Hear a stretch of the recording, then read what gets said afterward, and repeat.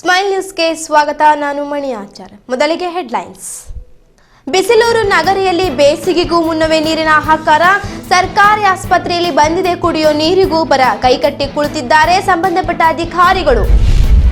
ಹಳ್ಳಿ ತಪ್ಪಿ ನಿಂತಿವೆ ಗೂಡ್ಸ್ ಬೋಗಿಗಳು. ತುಂಡಾಗಿವೆ ಬೋಗಿಯ ಚಕ್ರಗಳು. ಹುಬ್ಬಳ್ಳಿಯಲ್ಲಿ ನಿಟ್ಟುಸಿರು ಬಿಟ್ಟ ಅಧಿಕಾರಿಗಳು. ಶುರುವಾಗಲಿವೆ 300 ಮುರಾರ್ಜಿ ವಸತಿ ಶಾಲೆಗಳು. ದೇರೆಬೈಲ್ನಲ್ಲಿ ಶಿಲಾನ್ಯಾಸ ನೆರವೇರಿಸಿದ ಸಂದರ್ಭದಲ್ಲಿ ಸಚಿವ ಎಚ್ ಆಂಜನೇಯ ಹೇಳಿಕೆ. ಪಲ್ಟಿಯಾದ ಬಸ್ ತಪ್ಪಿದ ಭಾರಿ ದುರಂತ. ಬಸ್ನಲ್ಲಿ 35 ಜನ ಪ್ರಯಾಣಿಕರು. ಸೈಕಲ್ ಮೂಲಕ ವಿದೇಶಿಗನ ಪರ್ಯಟನೆ. ದಾಖಲೆಯ ಹಂತದಲ್ಲಿ ವಿದೇಶಿ ಸೈಕಲ್ ಸವಾರ. ಶಸ್ತ್ರಾಸ್ತ್ರ ಪ್ರಕರಣಕ್ಕೆ ಸಿಕ್ಕಿತು ತೀರ್ಪು. ಹ್ಯಾಪಿಯಾದ ಸಲ್ಮಾನ್ ಖಾನ್. ಅಂತೂ ಬಂತು ಕೋರ್ಟ್ ತೀರ್ಪು. ಶುರುವಾಗಲಿದೆ 700 ಕೋಟಿ ವೆಚ್ಚದಲ್ಲಿ ಕ್ರೀಡಾಂಗಣ. ನನಸಾಗಲಿದೆ ಮೋದಿಯವರ ಕನಸಿನ ಯೋಜನೆ. 2 ವರ್ಷದಲ್ಲಿ ಕಾಲಿಡಲಿದೆ ಬೃಹತ್ ಕ್ರೀಡಾಂಗಣ. ಹುಬ್ಬಳ್ಳಿಯ ಉಣಕಲ್ಲು ಶ್ರೀ ಜಗದ್ಗುರು ಸಿದ್ದಪ್ಪನ ಮಹಾಸ್ವಾಮಿಗಳ 96ನೇ ಪುಣ್ಯತಿಥಿ ಹಾಗೂ ರಥೋತ್ಸವ ಇದೇ ತಿಂಗಳು 20ರಂದು ನಡೆಯಲಿದೆ. ಹೆಚ್ಚಿನ ಸಂಖ್ಯೆಯಲ್ಲಿ ಭಕ್ತರು ಆಗಮಿಸಿ ರಥೋತ್ಸವವನ್ನು ನೆರವೇರಿಸಬೇಕೆಂದು ಮಠದ ಮುಖ್ಯಸ್ಥರು ಸ್ಮೈಲ್ ನ್ಯೂಸ್ಗೆ ತಿಳಿಸಿದ್ದಾರೆ.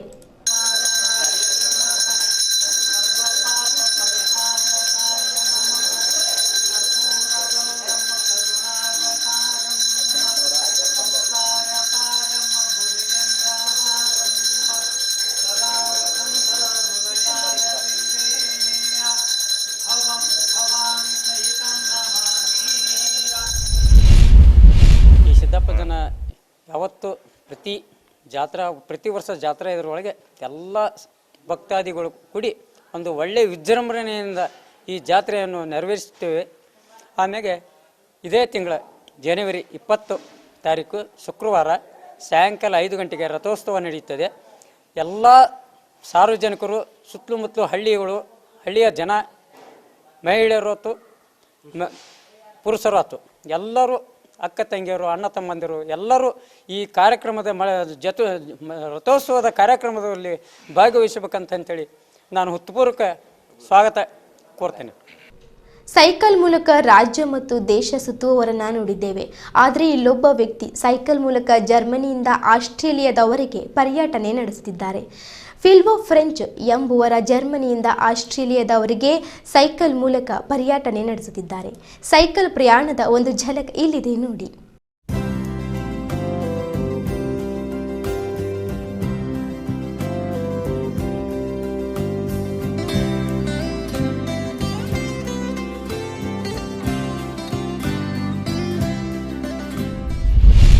My name is Filbo French from Germany, and I cycle from Germany to Australia. And now I'm in India, and I cycle from Mumbai to Calcutta.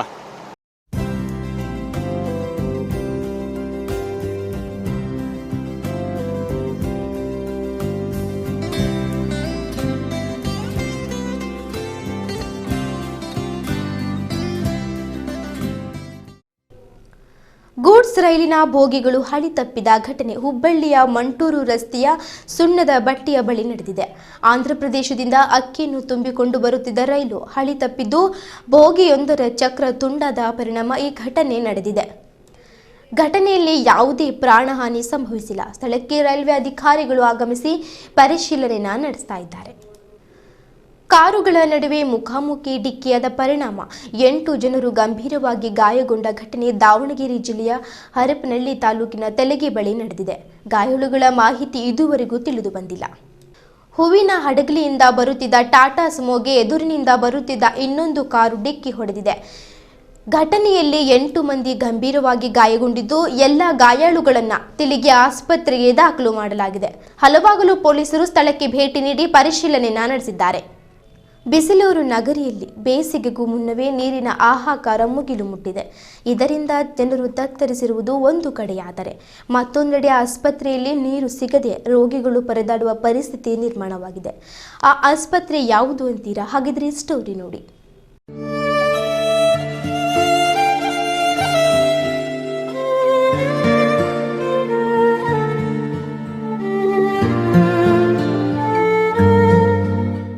ಜಿಲ್ಲಾ ಆಸ್ಪತ್ರೆಗೆ ಸಾವಿರಾರು ರೋಗಿಗಳು ಬರ್ತಾರೆ.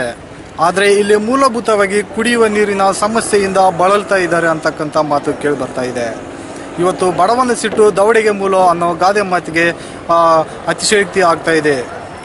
ಕ್ಯಾಮ್ರಾಮನ್ ಸಂಜು ಜೊತೆ ಜಿಂದಪ್ಪ, ಸ್ಮೈಲ್ ನ್ಯೂಸ್, ರಾಯಚೂರು. ಸರ್ಕಾರ ಕೋಟಿ ಹಣಗಳನ್ನು ಖರ್ಚು ಮಾಡುತ್ತೆ ಆಸ್ಪತ್ರೆಗೆ. ಆದರೆ ಇಲ್ಲಿ ಮೂಲಭೂತವಾಗಿ ರಾಯಚೂರು ಜಿಲ್ಲಾ ಆಸ್ಪತ್ರೆಯಲ್ಲಿ ನಾವಿದ್ದೀವಿ. ಇಲ್ಲಿ ಮೂಲಭೂತವಾಗಿ ನೋಡೋದಾಗಿದ್ದರೆ ಇಲ್ಲಿ ನೀರಿನ ಸಮಸ್ಯೆ ಭಾಳಷ್ಟು ಎದ್ದು ಕಾಣ್ತಾ ಇದೆ. ಇಲ್ಲಿ ನೋಡ್ಬೋದು, ನೀರು ಮಿತವಾಗಿ ಬಳಸಿ ಮತ್ತು ಸ್ವಚ್ಛತೆಯನ್ನು ಕಾಪಾಡಿ ಅಂತಕ್ಕಂಥ ಒಂದು ವಿಷಯವನ್ನು ಹಾಕಿದ್ದಾರೆ. ಆದರೆ ಇಲ್ಲಿ ಯಾವುದೇ ರೀತಿಯಾಗಿ ನೀರು ಸಿಗ್ತಾ ಇಲ್ಲ. ಹಾಗಾಗಿ ಇಲ್ಲಿ ನೀರಿನ ತೊಟ್ಟಿಯನ್ನು ಗಮನಿಸೋದಾಗಿದ್ದರೆ ನೀರು ಯಾವುದೇ ರೀತಿಯಾಗಿ ಇಲ್ಲಿ ಸಿಗ್ತಾ ಇಲ್ಲ. 4 ದಿನಗಳಿಂದ ರೋಗಿಗಳಿಗೆ ನೀರು ಸಿಗ್ತಾ ಇಲ್ಲ. ಅದ್ರ ಕುರಿತಂತೆ ಒಂದು ವರದಿಯನ್ನು ನೋಡ್ಕೊಂಡು ಬರೋಣ.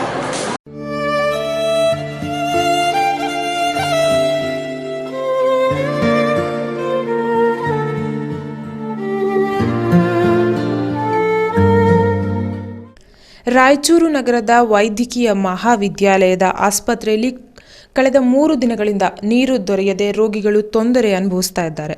ಈ ಆಸ್ಪತ್ರೆಗೆ ಜಿಲ್ಲೆಯ ನಾನಾ ಭಾಗಗಳಿಂದ ಬಡ ರೋಗಿಗಳು ಚಿಕಿತ್ಸೆಗೆಂದು 100 ಸಂಖ್ಯೆಯಲ್ಲಿ ಬರುತ್ತಾರೆ. ಬಂದ ರೋಗಿಗಳಿಗೆ ಚಿಕಿತ್ಸೆ ಜೊತೆಗೆ ಅವಶ್ಯವಿರುವ ನೀರು ಕೂಡ ವ್ಯವಸ್ಥೆ ಮಾಡಬೇಕು. ಆದರೆ ಆಸ್ಪತ್ರೆಯಲ್ಲಿನ ಕುಡಿಯುವ ನೀರಿನ ಘಟಕದಲ್ಲಿ ಹನಿ ನೀರಿಗೂ ಕೂಡ ಬಡ ರೋಗಿಗಳು ಪರದಾಡುವ ಪರಿಸ್ಥಿತಿ ಎದುರಾಗಿದೆ.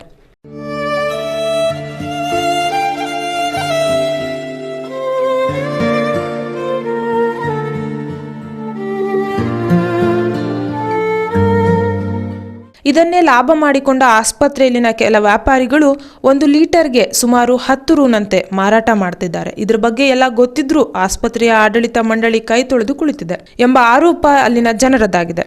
ರೋಗಿಗಳಿಗೆ ನೀರು ಒದಗಿಸುವಂತೆ ಕೇಳಿಕೊಳ್ಳುತ್ತಿದ್ದಾರೆ. ಆದರೂ ಬಡ ರೋಗಿಗಳ ಸಮಸ್ಯೆಯನ್ನು ಕೇಳುವವರು ತಲೆ ಕೆಡಿಸಿಕೊಳ್ತಾ ಇಲ್ಲ.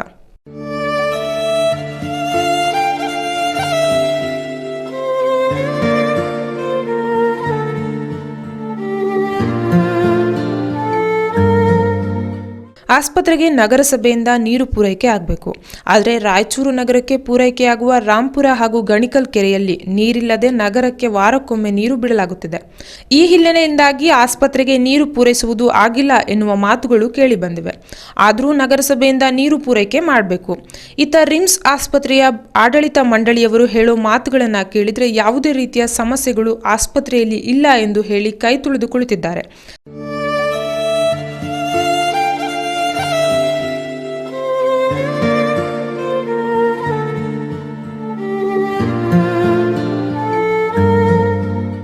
ಆದರೆ ಖುದ್ದು ಬಡ ರೋಗಿಗಳ ವಾಸ್ತವ ಪರಿಸ್ಥಿತಿಯನ್ನು ಸ್ಮೈಲ್ ವಾಹಿನಿಯು ನಿಮಗೆ ತಿಳಿಸುತ್ತಿದೆ. ಇನ್ನಾದರೂ ಸಂಬಂಧಪಟ್ಟ ಅಧಿಕಾರಿಗಳು ಇತ್ತ ಗಮನ ಹರಿಸಿ ಸಮಸ್ಯೆಗಳನ್ನ ಬಗೆಹರಿಸಬೇಕು ಅನ್ನೋದು ನಮ್ಮ ಆಶಯ.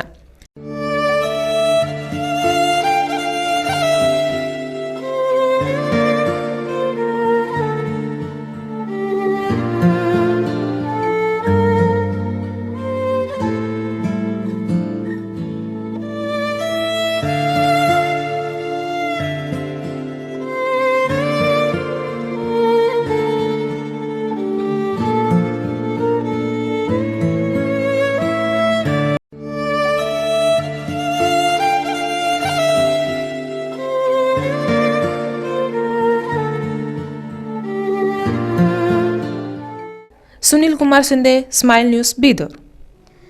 ಕೆಂಡ ಹಾಯ್ದು ಹರಕೆ ತೀರಿಸಿದ ಭಕ್ತರು, ಡೊಳ್ಳು ಕುಣಿತ, ಹಲಗಿ ವಾದನ, ಪುರುವಂತರ ತಂಡಗಳು ನೋಡುಗರ ಕಣ್ಮನ ಸೆಳೆಯುವಂತಿದ್ದವು. ಈ ಎಲ್ಲ ದೃಶ್ಯಗಳು ಕಂಡುಬಂದಿದ್ದು ಬಸವ ಕಲ್ಯಾಣದ ತ್ರಿಪುರಾಂತ ಕೆರೆ ದಂಡೆಯಲ್ಲಿ. ಶರಣ ಮಡಿವಾಳ ಮಾಚಿದೇವರ ಜಾತ್ರೆಯ ಅಂಗವಾಗಿ ಅನೇಕ ಭಕ್ತರು ಅಗ್ನಿ ಪೂಜೆ ಸಲ್ಲಿಸುವುದರ ಜೊತೆಗೆ ವಿಜೃಂಭಣೆಯಿಂದ ಜಾತ್ರೆಯನ್ನ ಆಚರಿಸಿದರು. ರಾಜ್ಯದಲ್ಲಿ ಮೊರಾರ್ಜಿ ದೇಸಾಯಿ ವಸತಿ ಶಾಲಾ ಮಾದರಿಯ 300 ನೂತನ ವಸತಿ ಶಾಲೆಗಳನ್ನು ಆರಂಭಿಸುವ ಗುರಿ ಇದೆ ಎಂದು ರಾಜ್ಯ ಸಮಾಜ ಕಲ್ಯಾಣ ಹಾಗೂ ಹಿಂದುಳಿದ ವರ್ಗಗಳ ಇಲಾಖೆಯ ಸಚಿವ ಎಚ್ ಆಂಜನೇಯ ತಿಳಿಸಿದ್ದಾರೆ. ಮಂಗಳೂರು ಜಿಲ್ಲೆಯ ದೇರೇಬೈಲ್ ಬಳಿಯಲ್ಲಿರುವ ಜಿಲ್ಲಾ ಅಂಬೇಡ್ಕರ್ ಭವನದಲ್ಲಿ ಮಂಗಳವಾರ ಸಂಜೆ ಶಿಲಾನ್ಯಾಸವನ್ನು ನೆರವೇರಿಸಿ ವಸತಿ ಶಾಲಾ ಯೋಜನೆಯ ಬಗ್ಗೆ ಮಾತನಾಡಿದರು. ಬಸ್ ಪಲ್ಟಿಯಿಂದ ತಪ್ಪಿದ ಭಾರೀ ಅನಾಹುತ, 35ಕ್ಕೂ ಹೆಚ್ಚು ಜನರು ಪ್ರಾಣಾಪಾಯದಿಂದ ಪಾರಾದ ಘಟನೆ ಬಾಗಲಕೋಟೆ ಜಿಲ್ಲೆಯ ಜಮಖಂಡಿ ತಾಲೂಕಿನ ಹುನ್ನೂರು ಗ್ರಾಮದ ಅಥಣಿ ರಸ್ತೆಯಲ್ಲಿ ನಡೆದಿದೆ. ಸ್ಥಳಕ್ಕೆ ಜಮಖಂಡಿ ಡಿಪೋ ಮ್ಯಾನೇಜರ್ ಭೇಟಿ ನೀಡಿ ಪರಿಶೀಲನೆ ನಡೆಸ್ತಾ ಇದ್ದಾರೆ. ಇದೀಗ ಸ್ಮಾಲ್ ಬ್ರೇಕ್ ಆದ್ಮೇಲೆ ಸುದ್ದಿ ಮುಂದುವರಿಯುತ್ತೆ.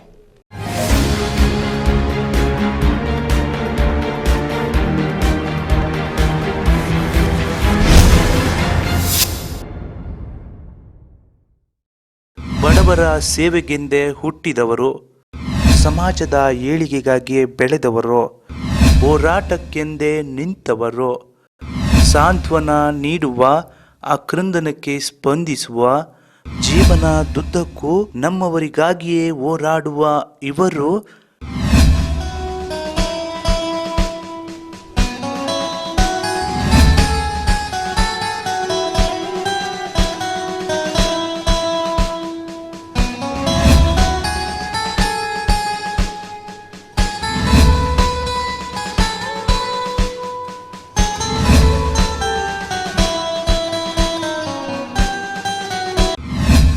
ನಮ್ಮ ನಾಯಕರು.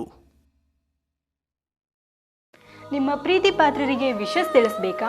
ಮನಸ್ಸಿನ ಭಾವನೆಗಳನ್ನು ಹಂಚ್ಕೋಬೇಕಾ?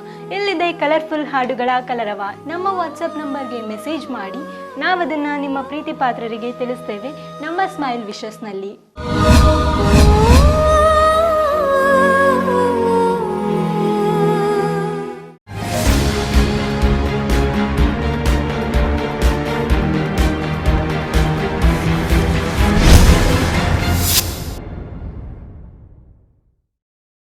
ಮತ್ತೆ ಸ್ಮೈಲ್ ನ್ಯೂಸ್ಗೆ ಸ್ವಾಗತ. ತಮ್ಮ ಪ್ರಾಣ ಭಯ ಲೆಕ್ಕಿಸದೆ ಇತರರನ್ನು ರಕ್ಷಿಸಿ ಮಕ್ಕಳಿಗೆ ನೀಡಲಾಗುವ ಶೌರ್ಯ ಪ್ರಶಸ್ತಿಗೆ ಹುಬ್ಬಳ್ಳಿಯ ಸಿಯಾ ಕೋಡೆ ಆಯ್ಕೆಯಾಗಿದ್ದಾಳೆ. ಹುಬ್ಬಳ್ಳಿಯ ಗಂಗಾಧರೇಶ್ವರ ಶಾಲೆಯಲ್ಲಿ 7ನೇ ತರಗತಿಯಲ್ಲಿ ಓದುತ್ತಿರುವ ಸಿಯಾ 2015 ಏಪ್ರಿಲ್ 14ರಂದು ತನ್ನ ತಮ್ಮನನ್ನ ವಿದ್ಯುತ್ ಅವಘಡದಿಂದ ಕಾಪಾಡಿ ಪ್ರಾಣ ರಕ್ಷಿಸಿದ್ದಕ್ಕಾಗಿ ಈ ಪ್ರಶಸ್ತಿ ಲಭಿಸಿದೆ. ಬಾಲಿವುಡ್ ನಟ ಸಲ್ಮಾನ್ ಖಾನ್ ಶಸ್ತ್ರಾಸ್ತ್ರ ಹೊಂದಿದ್ದ ಪ್ರಕರಣದಲ್ಲಿ ಹ್ಯಾಪಿ ನ್ಯೂಸ್ ಸಿಕ್ಕಿದೆ. ಶಸ್ತ್ರಾಸ್ತ್ರ ಕಾಯ್ದೆ ಕೇಸ್ನಲ್ಲಿ ಬಾಲಿವುಡ್ ಸ್ಟಾರ್ನನ್ನು ಖುಲಾಸೆಗೊಳಿಸಿ ಇಂದು ಜೋಧಪುರ ಸೆಷನ್ಸ್ ಕೋರ್ಟ್ ತೀರ್ಪು ನೀಡಿದೆ.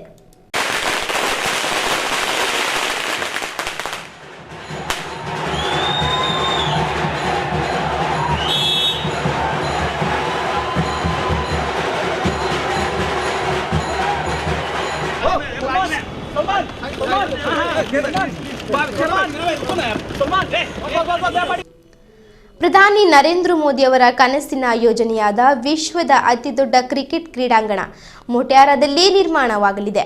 ಸುಮಾರು 700 ಕೋಟಿ ರು ವೆಚ್ಚದ ಮಹಾಯೋಜನೆ ಇದಾಗಿದ್ದು, ಈ ಕ್ರೀಡಾಂಗಣದ ನಿರ್ಮಾಣಕ್ಕೆ ಇತ್ತೀಚೆಗೆ ಗುಜರಾತ್ ಕ್ರಿಕೆಟ್ ಮಂಡಳಿ ಅಡಿಗಲ್ಲು ಹಾಕಿದೆ. 2 ವರ್ಷಗಳಲ್ಲಿ ಮೊಟೆರಾದ ಕ್ರೀಡಾಂಗಣ ಸಜ್ಜಾಗುವ ನಿರೀಕ್ಷೆ ಕೂಡ ಇದೆ. ಉಡುಪಿಯ ಕೋಟತಟ್ಟು ಗ್ರಾಮ ಪಂಚಾಯಿತಿ ಕರ್ನಾಟಕದ ಮೊದಲ ಕ್ಯಾಶ್ಲೆಸ್ ಗ್ರಾಮ ಪಂಚಾಯಿತಿ ಆಗಲಿದೆ ಎಂದು ಸಚಿವ ರಮೇಶ್ ಕುಮಾರ್ ಹೇಳಿದ್ದಾರೆ. ಆರೋಗ್ಯ ಸಚಿವ ರಮೇಶ್ ಕುಮಾರ್ ಅವರು ನಗದು ರಹಿತ ಸೇವೆಗೆ ಚಾಲನೆ ನೀಡಿದರು. ನೀರು, ಕಂದಾಯ ಸೇರಿದಂತೆ ಎಲ್ಲ ಶುಲ್ಕವನ್ನು ಆನ್ಲೈನ್ ಮೂಲಕವೇ ಪಾವತಿ ಮಾಡಬಹುದಾಗಿದೆ. ಕೋಟತಟ್ಟು ಗ್ರಾಮ ಪಂಚಾಯಿತಿ ವ್ಯಾಪ್ತಿಯಲ್ಲಿ 1032 ಮನೆಗಳಿವೆ. ಈ ಪೈಕಿ 200 ಕುಟುಂಬಗಳು ಡೆಬಿಟ್ ಕಾರ್ಡ್ ಹೊಂದಿವೆ. ಬ್ಯಾಂಕ್ ಖಾತೆಗಳಿಲ್ಲದ 20 ಕುಟುಂಬದವರನ್ನ ಗ್ರಾಮ ಪಂಚಾಯಿತಿ ಸದಸ್ಯರು ಭೇಟಿ ಮಾಡಿ ನಗದು ರಹಿತ ವಹಿವಾಟಿನ ಬಗ್ಗೆ ಅರಿವನ್ನು ಮೂಡಿಸಿದರು. ಗ್ರಾಮ ಪಂಚಾಯಿತಿ ನೌಕರರಿಗೆ ಸೇವೆ ಕಾಯಂ ಮಾಡಬೇಕು, ಬಾಕಿ ಇರುವ 2 ವರ್ಷದ ವೇತನ ನೀಡಬೇಕೆಂದು ಆಗ್ರಹಿಸಿ ಧಾರವಾಡದಲ್ಲಿ ಗ್ರಾಮ ಪಂಚಾಯಿತಿ ನೌಕರರು ನಡೆಸುತ್ತಿರುವ ಅನಿರ್ದಿಷ್ಟ ಅವಧಿ ಧರಣಿ ಸತ್ಯಾಗ್ರಹವು 3ನೇ ದಿನವೂ ಮುಂದುವರೆದಿದೆ. ಜಿಲ್ಲಾ ಪಂಚಾಯಿತಿಗೆ ಮುತ್ತಿಗೆ ಹಾಕಿ ಜಿಲ್ಲಾ ಪಂಚಾಯಿತಿಯ ಹಾಗೂ ಸರ್ಕಾರದ ಧಿಕ್ಕಾರ ಕೂಗಿ ತಮ್ಮ ಆಕ್ರೋಶವನ್ನು ವ್ಯಕ್ತಪಡಿಸಿದರು. ಏನೇ ಬರಲಿ ವೇತನ ಜಾರಿಯಾಗಲೇಬೇಕು, ಕನಿಷ್ಠ ವೇತನ ಜಾರಿಯಾಗಲೇಬೇಕು. ಪಂಚಾಯತ್ ನೌಕರ ಹೋರಾಟವನ್ನು ಕಡೆಗಣಿಸುತ್ತಿರುವ ಸಿಎಸ್ ಅಧಿಕಾರಿಗೆ ಧಿಕ್ಕಾರ. ಗ್ರಾಮ ಪಂಚಾಯತ್ ನೌಕರ ಬೇಡಿಕೆ ಈಡೇರಿಸದ ಸರ್ಕಾರಕ್ಕೆ ಧಿಕ್ಕಾರ. ಏನೇ ಬರಲಿ ಗ್ರಾಮ ಪಂಚಾಯತ್ ನೌಕರರ ಹೋರಾಟಕ್ಕೆ ಜಯವಾಗಲಿ. ಅನುಮೋದನೆ ನೀಡದ ಅಧಿಕಾರಿಗಳಿಗೆ ಧಿಕ್ಕಾರ. ಪಂಚಾಯತ್ ನೌಕರ ಮೇಲೆ ಕಿರು ಪಂಚಾಯತ್ ನೌಕರರ ಬೇಡಿಕೆ ಈಡೇರಿಸದ ಸರ್ಕಾರಕ್ಕೆ, ಗ್ರಾಮ ಪಂಚಾಯತ್ ನೌಕರ ಬೇಡಿಕೆಯನ್ನು ಈಡೇರಿಸದ ಗ್ರಾಮೀಣಾಭಿವೃದ್ಧಿ ಸಚಿವ ಎಲ್ಗೆ ಬೇಕೇ ಬೇಕು.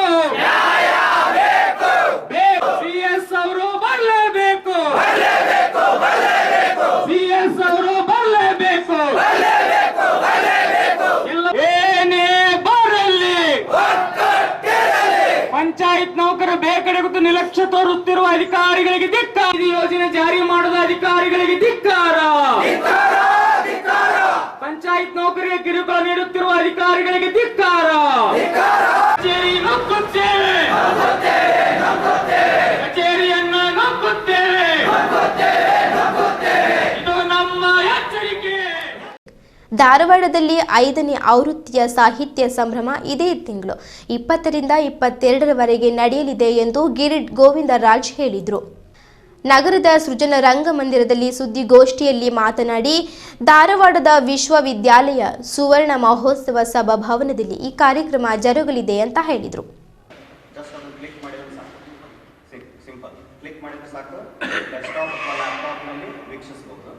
ಆಮೇಲೆ ಆಂಡ್ರಾಯ್ಡ್ ಮೊಬೈಲ್ ನಲ್ಲಿ ನಾವು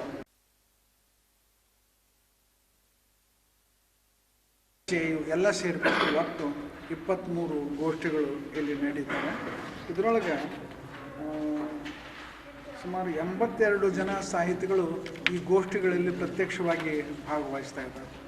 ಅದರೊಳಗೆ ಸುಮಾರು 60 ಜನ ಮೊಟ್ಟ ಮೊದಲನೇ ಸಲ ವೇದಿಕೆಗೆ ಬರ್ತಾ ಇದ್ದಾರೆ. ಕೆಲವರು 2ನೇ ಸಲ ಬರ್ತಿರೋರು ಹೀಗೆಲ್ಲ ಇದ್ದಾರೆ. 60 ಜನ ಹೊಸಬರು, ಪೂರ್ತಿ ಇಲ್ಲಿ ತನಕ 5 ವರ್ಷನೂ 4 ವರ್ಷನೂ ವೇದಿಕೆಗೆ ಬಂದ ಒತ್ತಡದ ಬಗ್ಗೆ ಈಗಾಗಲೇ ನಿಮಗೆ ಹೇಳಿದ್ದಿದೆ ಮಾಡ್ತಾಯಿದ್ದೀನಿ. ಈ ಸಲ ಒಂದು ವಿಶೇಷ ಅಂತಂದರೆ ಮುಂಬೈಯಿಂದ ದೇವದತ್ತ ಪಟ್ಟನಾಯಕ್ ಅವರು ಬರ್ತಾ ಇದ್ದಾರೆ. ಅವ್ರದ್ದೊಂದು ವಿಶೇಷ ಉಪನ್ಯಾಸವನ್ನು ಏರ್ಪಾಡು ಮಾಡಿದ್ದೀವಿ. ಅವರು ಹಿಂದೂ ಪುರಾಣ ಕಥೆಗಳ ಬಗ್ಗೆ ವೈಜ್ಞಾನಿಕವಾದಂಥ ವಿಶ್ಲೇಷಣೆಯನ್ನು ಮಾಡಿ ಅನೇಕ ಗ್ರಂಥಗಳನ್ನು ಬರೆದರು. ಅದು ಒಂದು ಉಪನ್ಯಾಸ ಮಾತ್ರ ಇಂಗ್ಲೀಷ್ನಲ್ಲಿ ಇರ್ತದೆ.